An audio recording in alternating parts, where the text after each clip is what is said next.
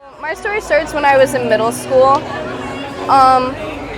I was younger, I had no idea what LGBTQ was or anything of the sort, but I had always had signs of being different, in a good way, of course. When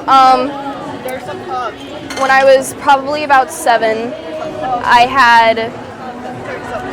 my mom would play this song in the car all the time called Dear Future Husband by Megan Trainor, and I would always change the word husband to wife because I liked the ring of it better.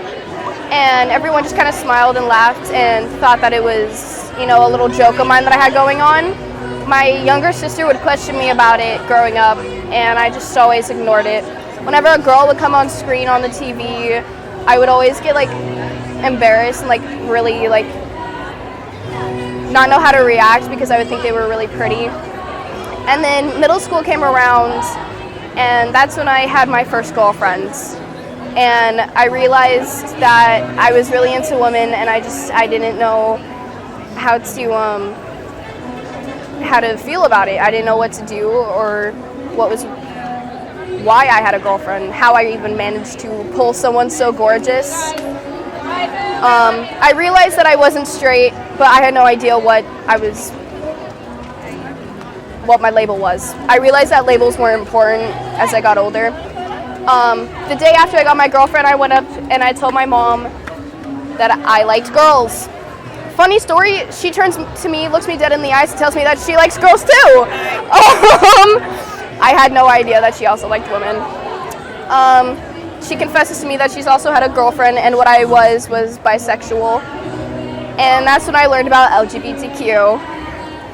And I started doing more research into it, and I realized that there's an entire community of other people, and that not everyone accepts. So I became more cautious and realized that I shouldn't have come out instantly with no worries because it could have gone completely south.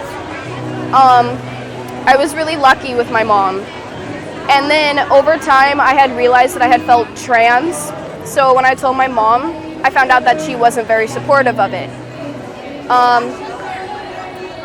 Over time, she became more supportive and started calling me by what I had gone by at the time. And I just learned that it was an amazing experience. I grew out of that and became a demigirl. And then after that, I went back to being cis. Technically, I've been all over the rainbow. And my mom has been the most supportive through all of it.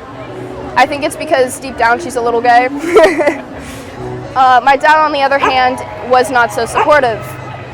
He was very much believing that I was lying to him, that I was faking it so that way I could have a boyfriend or so that way I could be different, and he thought it was weird. Over time, he became more accepting of it, and now when he gets drunk, he likes to tell me that he's gay and likes everybody. I think deep down my dad might be questioning. I love both my parents and all the friends that I made along the way. I loved meeting the community, being able to spread out, and this is my first Pride event, and I'm learning that everyone here is just amazing, and that Pride is something that you should not be ashamed of. If there aren't people out there who support you yet, there will be someone who will support you in the future, and I've learned that through the hard ways and the good ways, and that's my coming out story.